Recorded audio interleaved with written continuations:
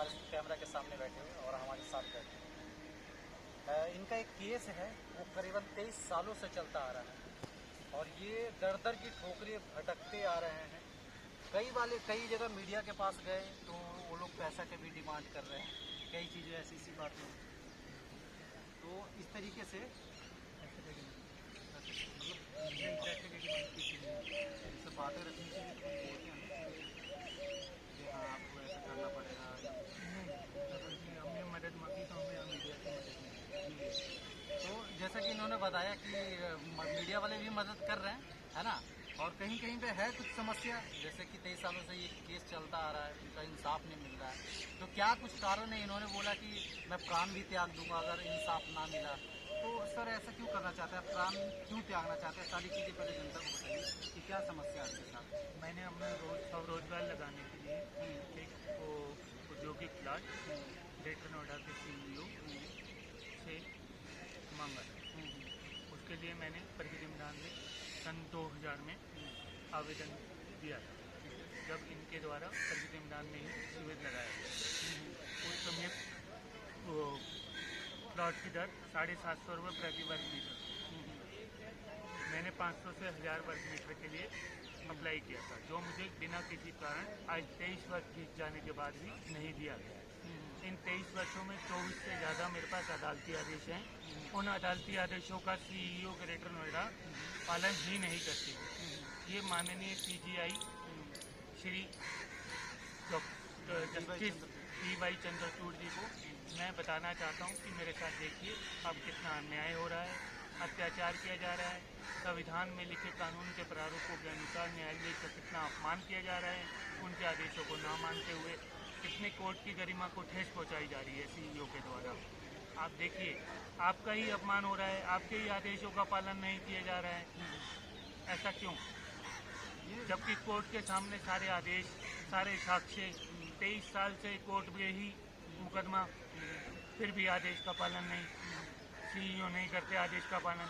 मुख्यमंत्री के हाथ में सौंपी थी शिकायत, मोदी जी को सौंपी शिकायत, राष्ट्रपति जी को सौंपी शिकायत। राष्ट्रपति को तो 2 बार इच्छा मृत्यु तक के लिए लिख चुका हूँ मैं। अच्छा, इच्छा मृत्यु तक भी वहाँ लिख चुके हैं? हाँ जी, फिर भी लेकिन झूठी आख्या लगा कर केस क्लोज कर दिया जाता है। शिकायतकर्ता को तो बुलाकर पूछा भी नहीं जाता है और ना ही सुप्रीम कोर्ट में कोई ध्यान देता है इस ओर। हम बार बार फोन करते हैं, फोन भी नहीं उठाते हैं। जैसे 82 नंबर है, 85 नंबर है, 88 नंबर है, कोई फोन ही नहीं उठाता है। CGI साहब बोलते हैं अन्याय हो रहा है तो हमें बताएं। कहाँ बताएं, कैसे बताएं? चिट्ठी लिखते हैं तो उसका जवाब नहीं आता है। कहाँ लिखें, किसको लिखें? कोई ऐसा CGI नहीं है जिसको मैंने चिट्ठी ना लिखी हो। फिर भी कहीं से रिप्लाई नहीं आता, कहीं से कोई बुलावा नहीं आता कि आओ जी हम सुन लेते हैं आपकी गुहार। हम बार बार गुहार लगाते रहे हैं, पुकारते रहे हैं CGI को, सुन लो हमारे ऊपर अन्याय हो रहा है। CGI बोलते हैं ना कि बोलने से ही परिवर्तन आएगा, तो हम आज बोल रहे हैं। ठीक है, राष्ट्रपति जी बोलती है न्याय की भाषा होनी चाहिए, लेकिन न्याय ही नहीं है तो न्याय की भाषा क्या करेगी? कहाँ से आएगी न्याय की भाषा? अच्छा, ये 23 सालों में आप कहाँ कहाँ गए, कौन सी जगह पे गए, कितनी दिक्कतें परेशानी का सामना करना पड़ा? आज अपना उम्र 50% केसों में लगा दी है। सबसे पहले तो मैंने आवेदन किया, जो CEO ग्रेटर नोएडा द्वारा जो योजना निकाली गई थी उसमें बिना किसी औपचारिकता के मुझे औद्योगिक प्लाट दिया जाना था, जो कि नहीं दिया। वो मैं पहले भी अर्ज कर चुका हूँ। मैं उसके बाद न्यायालय की शरण में गया। न्यायालय ने मेरे पक्ष में आदेश दिया, 2 माह में आवंटित करने के लिए कहा, पूर्व नियम और शर्तों के अनुसार। उन्होंने नहीं किया। फिर दोबारा मैं न्यायालय की शरण में गया तो उन्होंने वही सेम आदेश को आगे बढ़ाते हुए उन्होंने 30/5/2014 को आदेश दिए, लेकिन उसके बाद भी पालन नहीं किया। जबकि उनके CEO ग्रेटर नोएडा के 2 बार अकाउंट सीज हुए, उन्हें कोर्ट में बुलाने तक के ऑर्डर हो गए, उन्होंने झूठे शपथ पत्र दाखिल कर रखे हैं, फिर भी उन पर कार्रवाई नहीं। क्यों? भटक तो हम रहे हैं। 23 साल हो गए, आज 14 साल की उम्र कैद देता है सुप्रीम कोर्ट, उसके बावजूद 23 साल हो गए। हम तो उससे ज़्यादा ही भुगत चुके हैं, समाधान नहीं। आप इतने मोटे CEO को दोषी माना। हाँ। इतने मोटे मोटे फाइलें ले कोर्ट ने CEO को दोषी माना, सजा सुनाई, 1 महीने की सजा, 2000 जुर्माना। तो क्या उनको सजा हुआ? हाँ जी, सजा नहीं हुआ। कोर्ट दूसरी कोर्ट से, बड़ी कोर्ट से वो राहत ले आए, झूठ बोलकर गुमराह करते हुए कोर्ट को। कोर्ट में कह देते हैं कि हम अनुपालन कर रहे हैं, कहीं अनुपालन नहीं होता, हमेशा झूठ ही बोलते रहते हैं। पता नहीं कहाँ से लाते हैं इतना झूठ। मैं ये कहना चाहूँगा कि अभी DY चंद्रचूड़ जी ये तो बड़े कट्टर और इंसाफ के, जब तक हमारी नहीं सुनेंगे तब तक हमें उनके बारे में कुछ नहीं पता। ये तो तब तो हम उनका सिर्फ उनके जो वो बोलते हैं उनका अनुसरण कर सकते हैं, इससे ज़्यादा तो हम कुछ नहीं कर सकते, क्योंकि हम उनसे कभी मिले नहीं और हमारी कभी उन्होंने सुनी नहीं। जब वो हमारी सुन लेंगे तब हमें पता चल जाएगा। तो आपने अभी तक वकील नहीं किया है? वकील हैं हमारे, लेकिन हम ही लड़ते हैं केस सामने जाकर कोर्ट स्वयं। तो वकील फिर वो वकील साहब का क्यों नहीं आगे करते हैं? समय आने पर वकील साहब आगे आ जाएं। तो ये इतने जो फाइल्स है, अच्छा कभी आपने मोदी जी को अर्जी लगाया? बहुत बार लगाया, मोदी जी को, योगी जी को, कानून मंत्री जी को तो व्हाट्सएप भी किया है, ईमेल भी किया है, और ये अर्जुन राम मेघवाल जी जो हैं इनसे बात भी की है, फ़ोन पर बात भी हुई है। इन्होंने कहा है आप व्हाट्सएप भेजिए, मैं तुरंत एक्शन लूँगा। कहीं नहीं है तुरंत एक्शन। योगी जी बोलते हैं कि तुरंत जन सुनवाई पे पूर्ण कार्रवाई होनी चाहिए। 100 से ज़्यादा जन सुनवाई भेज चुका हूँ, 100 से ज़्यादा CP ग्राम पे मेरी शिकायत मौजूद, लेकिन कोई कार्रवाई नहीं, सब दिखावा, सब झूठे और झूठी आख्या प्रस्तुत कर दी जाती है। शिकायतकर्ता को पूछा भी नहीं जाता। फ़ोन करो तो फ़ोन उठाते नहीं हैं, और फ़ोन उठाते हैं तो उसका जवाब नहीं। चेयरमैन साहब को मैंने, जो ग्रेटर नोएडा के चेयरमैन हैं या औद्योगिक इंफ्रास्ट्रक्चर के जो अध्यक्ष हैं या कमिश्नर हैं, श्री मनोज कुमार जी, उनको मैंने CEO को निलंबित करने के लिए भी प्रार्थना की थी पद से, क्योंकि उन्होंने लापरवाही बरती है, हमारे कागजात खो दिए हैं। इस वजह से मैंने CGI को भी इसको निलंबित करने के लिए लिखा है, उनको सीधा जेल भेजने हेतु लिखा है, लेकिन अभी तक मेरे पास प्रति उत्तर नहीं आया। मैं उनके उत्तर की प्रतीक्षा में। अच्छा, मोदी जी को आए हुए तो अभी 9 साल हुआ, इससे पहले कांग्रेस वाले भी कोई इंसाफ आपके साथ? कांग्रेस, मायावती, अखिलेश यादव, मोदी जी, योगी जी, सबको लिखा है मैंने, किसी को नहीं करो, लेकिन कहीं से भी कहीं शरण नहीं आपकी मिला, कहीं सिर्फ न्यायालय के अलावा मेरे को कहीं से इंसाफ कहीं से नहीं अभी तक। अब आप इनसे क्या उम्मीद लगा कर बैठे हो? हमें न्याय मिलेगा, बस यही उम्मीद लगा के बैठे। मैंने रमन्ना जी, बोबड़े जी, कौन से ऐसे चीफ जस्टिस हैं जिनको नहीं लिखा हो, लेकिन शायद इन्हीं के हाथों सौभाग्य है हमारा कि वो न्याय देंगे हमें। तो ये सब तो इतने, लेकिन कब मिलेगा, कहाँ मिलेगा, कैसा होता है न्याय, आज तक तो हमें देखा। उस NCDRC के जो 30/5/14 को आदेश किए RP 892/2011 में माननीय NCDRC ने, उसको तो CEO कागज का टुकड़ा मानते हैं मात्र, उस डिग्री को तो उसका पालन ही नहीं करते हैं। ये कौन देखेगा? CGI नहीं देखेंगे तो कौन देखेगा? उन्हें देखना चाहिए, स्वयं की कानून, सुप्रीम कोर्ट की स्वयं की शक्तियाँ हैं, उनको देखना चाहिए, खुद को उठाना चाहिए। जो भी कानून के संविधान के अनुसार कानून के प्रारूप लिखे हुए हैं, उसके अनुसार स्वयं की शक्तियों का इस्तेमाल करते हुए स्वयं संज्ञान लेना चाहिए चंद्रचूड़ जी को। तो अभी उनसे कभी आपकी मुलाकात या बातचीत नहीं? सर हमारे इतने अच्छे सौभाग्य नहीं, अभी तो चंद्रचूड़ जी हमें नहीं मिलेंगे तो मैं उनसे उन्हीं की शिकायत जरूर करूंगा कि कम से कम ज़मीनी हकीकत तो देखें। वो तो कहते हैं जन की आवाज़ हम सुनते हैं, सर, इंसाफ देखो वो कहते जरूर हैं, लेकिन ज़मीनी हकीकत उनसे कोसों दूर। जो उन्होंने अब तक वक्तव्य दिए हैं, लेकिन ज़मीन पर हमें क्या भुगतना पड़ता है पीड़ित व्यक्तियों को, वो एक बार हमारे साथ चल के देखें। आम इंसान के रूप में आम इंसान को क्या भुगतना पड़ता है, आम जनता को क्या भुगतना पड़ता है, देखें वहाँ पे साथ चलें। हम चलने के लिए तैयार, जहाँ वो कहेंगे हम वहाँ ले जाने के लिए तैयार, लेकिन दुख तो बात ये है, लेकिन हमें न्याय दें। हाँ बात तो सही है, आपको न्याय मिलना चाहिए, लेकिन बात ये है कि जैसे ये जो आपकी इतनी मोटे मोटे फाइलें हैं, ये फाइलें वहाँ तक पहुँचनी तो चाहिए उनके पास, जब तक नहीं पहुँचेगा कैसे काम होगा?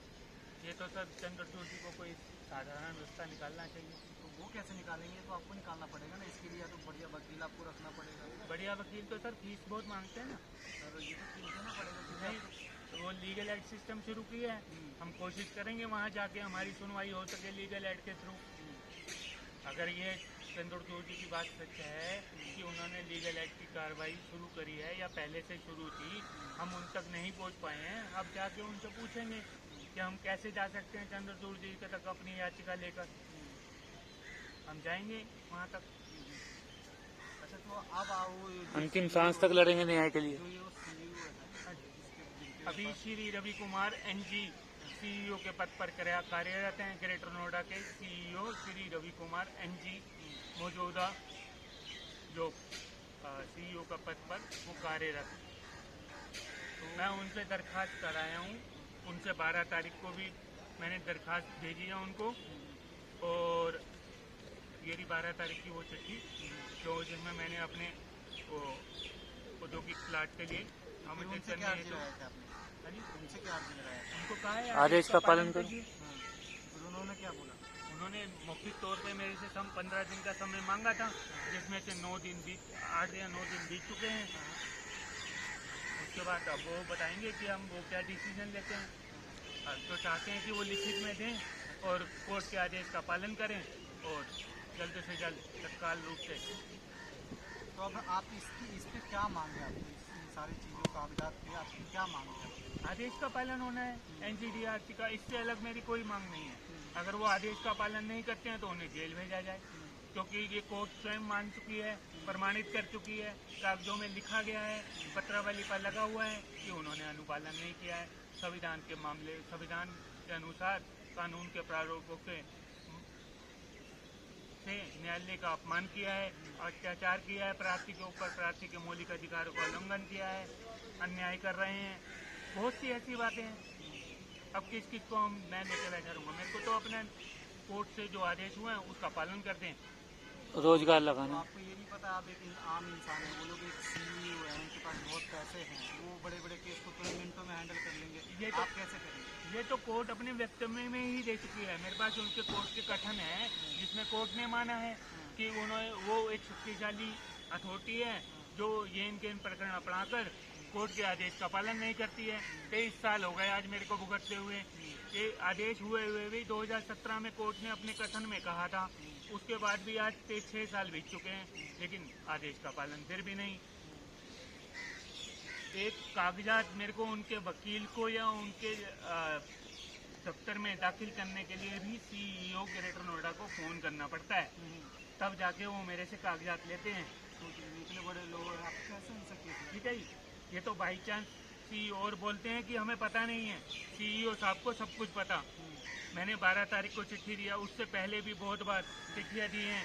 ये मेरी फाइल है, इसमें मैंने 1,500 पेज तो SCDRC में अभी दाखिल करे हैं। ये सीईओ साहब को पहले से पता। ये व्हाट्सएप पे मैंने उनको सारे मैसेज कर रखे हैं, ये एप्लीकेशन भेज रखी है, ये फोटोएं वगैरह सब कुछ है मेरे पास। ठीक है जी। और मेरा मुकदमा CEO greater Noida, chief executive officer greater Noida से ही संबंधित है, और उन्हीं के साथ चलता आ रहा है 23 वर्षों से। ऋतु महेश्वरी सीईओ ये पहले की सीईओ थी, अभी बदल चुकी हैं, जिनको आगरा का कमिश्नर बना दिया था। 7 तारीख को कोर्ट ने जेल जाने के आदेश सुनाए, दोषी माना इनको। ठीक है जी। 11 तारीख को इन्होंने FIR करा दी फाइल खोने की। सीईओ ने लापरवाही बरती कि मेरी मूल आवेदन की फाइल कैसे खो गई। तो लापरवाही में उन्हें पद से निलंबित करना चाहिए ना, है ना? वही जिम्मेवार थे, पूरे अथॉरिटी के मुखिया वही। ठीक है, तो जिम्मेवार वही। उनके अलावा एक उनके आदेश के बिना एक पत्ता नहीं हिलता, वही जिम्मेवार हुए ना। और क्या कुछ है इसमें, जरा बताइए। ठीक है जी। ये उसके बाद मूल ब्रोशर जैसे है। ही SCDRC से उनको राहत मिली, उनका 15 दिन के अंदर ट्रांसफर हो गया, तबादला कर दिया गया। जैसे ही अगर इन सारी चीज़ों को CBI साहब, आप अगर आपके पास ये वीडियो जाता है, आप अगर ये बातें सुन पा रहे हैं, समझ पा रहे हैं, तो आप देख सकते हैं इन्होंने अपनी आधा उम्र इस केस के चक्कर में खो दिया। अगर ये चीज़ें आपके तक पहुंचती है तो इन्हें जल्द से जल्द इंसाफ करवाएं। ये एक से एक अखबार में आया है, बड़ी से बड़ी अखबार में भी आया है, और ये प्राधिकरण 2 माह में आप भूखंड आवंटित करें, ये सबसे पहली बार अखबार में आया था। ठीक है जी। ये राष्ट्रपति से इच्छा मृत्यु। ठीक है जी। ये ग्रेटर नोएडा का प्राधिकरण का खाता अटैच। ठीक है जी। 2022 में 14 में आ चुका है फैसला। ठीक है जी। आत्मनिर्भर बनने चले थे, बेरोजगार बनकर रह गए। ठीक है जी। ये जब उनको वो authority note comply the order, ये लिखा है अखबार वालों ने, ठीक है। ये अरेस्ट वारंट जो इशू हुए थे, ऐसे ही हर उसका कटिंग है मेरे पास। ये कानून के प्रश्न मैंने जो माननीय CBI के सामने उठाए हैं वो सब हैं कि कौन कराएगा पालन, कौन सी कोर्ट आएगी पालन कराने के लिए। जब कोर्ट के आदेश का पालन ही नहीं तो कैसे आम जनता सफर करेगी। आम जनता के प्रति CEO का रवैया अच्छा नहीं। अब जो नए CEO आए हैं इनसे हमें उम्मीद है। आपको ये उम्मीद है इनसे हाँ, कि इंसाफ उम्मीद मिलेगा? है। उम्मीद पे दुनिया कायम है, तो उम्मीद तो हम कर ही सकते हैं इनसे कि ये अच्छे होंगे और कानून के आदेश का पालन करेंगे। न्यायालय के पारित आदेश जो 9 वर्ष पहले माननीय NCDRC ने दिए थे, जो कि जिला आयोग द्वारा पारित आदेश का एक रूप ही है। NCDRC के जैसा कि आदेश का कभी वो नहीं किया। सबसे बड़ा प्रॉब्लम है ये 23 सालों से ये जो केस चल रहा है इसका अभी तक इंसाफ नहीं मिला। ये दर दर की ठोकरें खा रहा है ना। हर एक जगह कोर्ट कचहरी सब जगह जा जाके फाइलें दे दे के तंग आ चुके हैं, थक गए हैं। अब तक ये तो अपना ये जो प्राण त्यागने की भी बात कर रहे हैं। तो मैं CGI साहब जो हैं DY चौधरी सुप्रीम कोर्ट के जो जज हैं उनसे एक नम्र निवेदन करूँगा, अगर आपके पास ये वीडियो जाता है तो ऐसे शख्स को जल्द से जल्द इंसाफ दे ताकि मूल ब्रोशर इस देश में आम इंसान की बताया जाता है कि सुना जाता है। ये मूल ब्रोशर है आपका, मूल ब्रोशर जो 2000 में निकाला था इन्होंने। इसी में नियम और शर्तें जो लिखी हैं उसी के अनुसार पालन होना है। इसी में लिखा हुआ है कि 750 रुपये रेट था, तो 750 रुपये के दर पर ही मेरे को प्रति 700 रुपये प्रति वर्ग मीटर की दर से ही मेरे को 2500 वर्ग मीटर जमीन आवंटित की जाए, औद्योगिक प्लाट, ठीक है। क्योंकि माननीय NCDRC के जो आदेश हैं पूर्व नियम और as per previous term and condition पर मुझे 3 माह में आवंटित करने एक्ट रिक्वायरमेंट के अनुसार आवंटित करने हेतु माननीय NCDRC ने आदेश दिए हैं, ठीक है। जिसको CEO ग्रेटर नोएडा द्वारा मान लिया गया था। कितना ये बताए 25 गज कितने 2500 वर्ग मीटर 2500 वर्ग मीटर। हाँ, क्योंकि माननीय CEO ग्रेटर नोएडा प्राधिकरण द्वारा जारी पत्र के अनुसार 2500 वर्ग मीटर से कम की भूमि में ऑटोमोबाइल कार्यशाला इकाई नहीं लगाने दी जा सकती। तो 2500 वर्ग मीटर के लिए इन्होंने मेरे से सहमति मांगी थी, जिसको मैं 7/4/2003 को और 14/7/2003 को इनको पहले ही दे चुका हूँ, जो NCDRC के आदेश में। तो NCDRC के आदेश में भी लिखा गया है और माननीय जिला उपभोक्ता आयोग के आदेश में भी लिखा हुआ है और पत्रावली पर भी उपलब्ध है। ये कथन है जिला उपभोक्ता आयोग के, ठीक है। परिवादी 17 वर्ष से अपने अधिकार के लिए प्रयास कर रहा है, लेकिन वो आज भी खाली आता है। एक फुटबॉल की तरह एक अदालत से दूसरी अदालत फुटबॉल की तरह पैरों से घसीटा गया है सुप्रीम कोर्ट तक, फिर भी कोई इंसाफ फिर भी अभी तक कोई राहत नहीं। महोदय, अथॉरिटी एक प्रभावशाली संस्था है जो येन केन प्रकरण न्यायिक प्रक्रिया को प्रभावित करना जानती है। इसी कारण माननीय राष्ट्रीय आयोग के आदेश की अनवरत उपेक्षा करती आ रही है, ठीक है। दुस्साहस किया है, आदेश की अवहेलना करके न्यायिक प्रक्रिया का मजाक बनाकर रख दिया है। प्रभावशाली अथॉरिटी छोटी सी फोरम को परेशान करने का भी दुस्साहस कर सकती है। तो अच्छा, ये जो ऐसा है सारी चीज़ें ये तो आप ये प्राण त्यागने की बातें क्यों करते हैं? सर, जब न्याय नहीं मिलेगा तो कहाँ जाएंगे? राष्ट्रपति तक तो हमने लिख दिया, उसके ऊपर तो ईश्वर ही है, तो ईश्वर के पास तो जाके ही प्रार्थना की जा सकती है।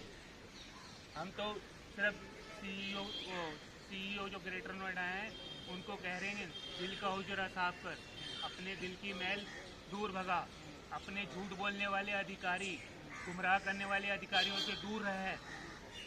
वो खुद हैं दूर, इन सब सारे जितने भी चीज़ें दूर रहने के लिए हम कह रहे हैं, अब आग्रह कर रहे हैं उनसे कि उन अधिकारियों से दूर रहें जो चाटुकारिता करते हैं, जो झूठ बोलते हैं, जो गुमराह करते हैं, कोर्ट को भी गुमराह कर रहे हैं। उन अधिकारियों को कोर्ट ना भेजें। वो अधिकारी तो जेल जाएंगे नहीं, जेल तो आप जाएंगे।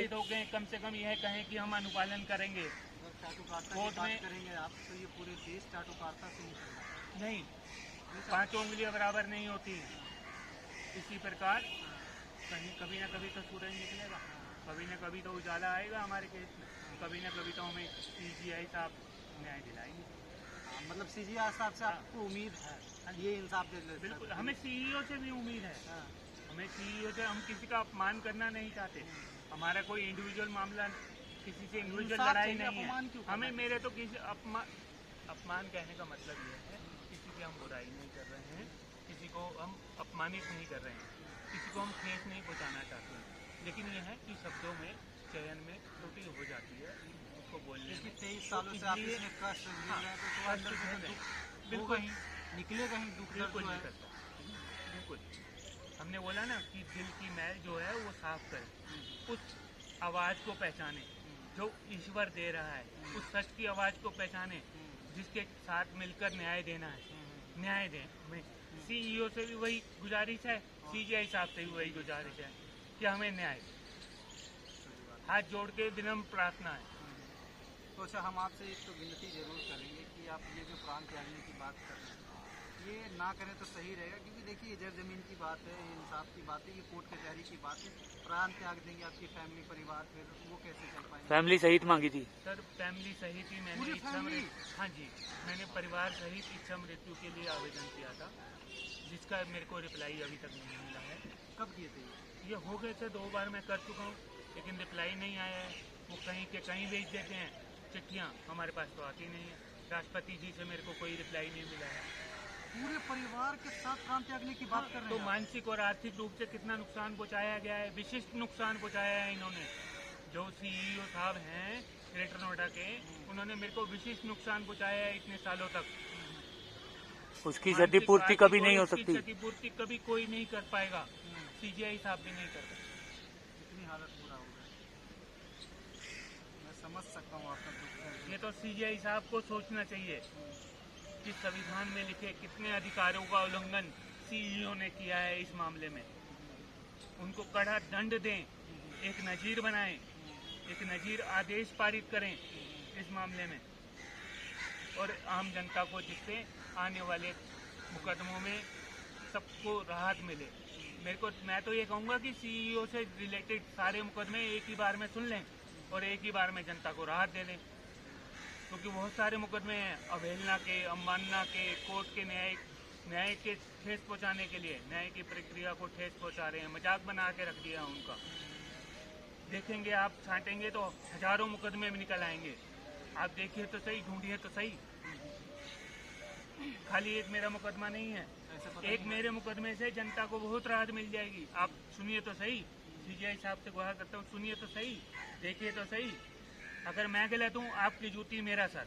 नहीं, सीजीआई साहब आपकी बातों को सुनेंगे। अगर ये वीडियो उनके पास चला जाएगा, वो इतने मतलब इंसाफ दिल के इंसान हैं, जिस तरीके से जब से वो उन्होंने यहाँ का सुप्रीम कोर्ट का पद संभाला है। देखो सर, सीजीआई के बारे में मैंने बहुत सुना है, सीजीआई साहब के बारे में मैंने बहुत सुना है, हाँ, लेकिन मैं कभी उनसे मिला नहीं। हाँ, जब तक मेरी सुनवाई होती नहीं, हाँ, आप जानते हैं वो एक कहावत है, लेकिन मैं उसको कह नहीं सकता ऑन कैमरा। सही बात है। बहुत सी जब कहावतें भी इंसाफ हैं। मिल जाएगा तभी आप बता सकते हैं कि हाँ सीजीआई साहब सही है या नहीं है। और तो, आलोचना करने का अधिकार हर किसी का है, चाहे तो आलोचना करें। ये लोकतांत्रिक देश से अपनी बातों को रखना सबका फर्ज बनता है। मेरे पास ओरिजिनल पेपर, सभी दस्तावेज मौजूद, हाँ, पत्रावली पर उपलब्ध, फिर भी नहीं आई। माननीय न्यायालय के सामने सारे दस्तावेज, सारे साक्ष्य, सारे आदेश, फिर भी विपक्षी झूठ बोलकर गुमराह करते हुए कोर्ट को पा लेता है राहत। क्यों और कैसे, उनके इसका पास पैसा है ना, वो तो पैसे भी जवाब नहीं है। वो तो सर करेंगे। पैसा हो, पावर है, क्या करते हैं क्या नहीं करते हैं ये तो सीईओ ही बता सकते हैं, या फिर सीजीआई साहब बता सकते हैं कि कैसे उनको राहत मिली है। सीजीआई साहब 9 साल से क्यों मुकदमा चल रहा है, जबकि ये सिर्फ 2 महीने के 3 महीने के आदेश हुए थे। 23 साल से क्यों मुकदमा चल रहा है, जबकि बिना किसी औपचारिकता के दिया जाना था। ये वहाँ बैठे हुए सीईओ सीधा प्लाट का आवंटन कर रहे थे, हमें क्यों नहीं दिया आज तक कारण नहीं। ये कौन पूछेगा, सीईओ को और सीजीआई को इस मामले में ध्यान दें। मैं हाथ जोड़ के विनम्र विनती उनके समक्ष कर रहा हूँ कि मुझे इंसाफ दें। दोनों सीजीआई साहब या सीईओ जो भी हैं, सब इनका एक ही कहना है, हाथ जोड़कर विनती है कि इंसाफ चाहिए। जैसा कि आपने देखा, इनका जो दुख दर्द है, 23 सालों से ये झेल रहे हैं और 23 सालों से चल रहे हैं लेके ये पूरे फाइल, आप इतने मोटे मोटे फाइल देख रहे हैं जिस तरीके से। माननीय चंद्रचूड़ जी को मैं बहुत बार पत्र लिख चुका हूँ,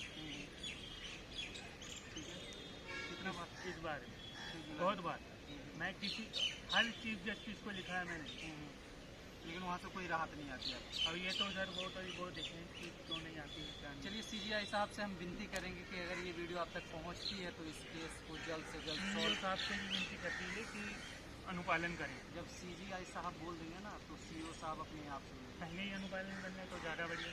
वो अपने आप सुन लेंगे। देख रहे हैं इनके पास जितने मोटे मोटे फाइल है, ऐसे पता नहीं 1500 पेज के बता रहे हैं, कहीं और भी रखा हुआ है। तो ऐसे लोगों को इंसाफ मिलना चाहिए। इनके जैसे जैसे पता नहीं और कितने ये लोग मेरा शपथ पत्र है। दर दर के ठोकरे खा रहे हैं। और सबसे बड़ी बात तो ये है कि शपथ अपने पत्र दे के मैंने लखनऊ में दिया है।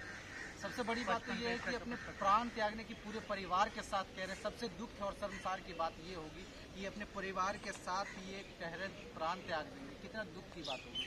तो मैं सीजीआई साहब से विनती और गुजारिश करूंगा कि इन्हें जल्द से जल्द इंसाफ दे, क्योंकि इनका जो मेन मकसद है और मेन मुद्दा 23 सालों से है, ये प्लॉट पे है। जो बताया गया है वो इन्हें नहीं मिला है, तो ये दर दर की ठोकरें खा रहे हैं।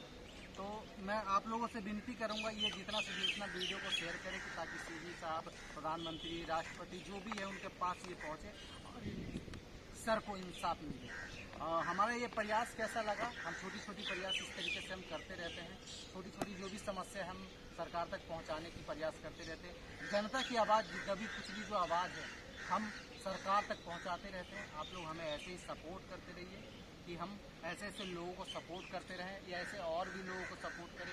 अगर आपके पास भी कोई कंप्लेंट इस तरीके का है जो आप सरकार तक पहुंचाना चाहते हैं, आपकी आवाज़ दबाई जा रही है, नहीं कोई सुना जा रहा है, तो हमारा जीमेल आईडी है tejraftar143@gmail.com। आप हमें इस पर मेल कर सकते नंबर हैं।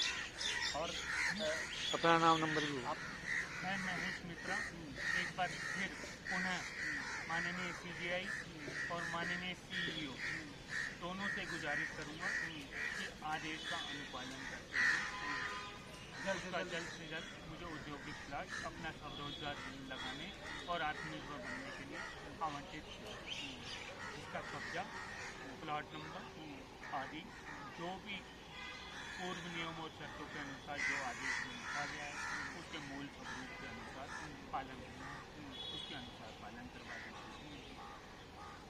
मेरा फ़ोन नंबर मेरा फ़ोन नंबर अगर आप चाहते हैं मैं बोलूँ, बता दीजिए। मेरा फ़ोन नंबर जो भी मुझसे संपर्क करना चाहता है मुझसे संपर्क कर सकता है। मेरा फ़ोन नंबर है 8800298757। मेरा नाम महेश मित्रा है। ये केस मुझसे और सीईओ ग्रेटर नोएडा से संबंधित है, किसी अन्य से। ये बस यही दो ही लोगों से संबंधित है। अगर इस देश में कोई ईमानदार वकील है, कोई अच्छे वकील हैं, इनके पास इतना बजट नहीं है कि इस केस को उनके पास लेके जाने माननीय सुप्रीम कोर्ट के बहुत से वकीलों को मैं मदद मांगने के लिए व्हाट्सएप पर मैसेज भेज चुका हूँ।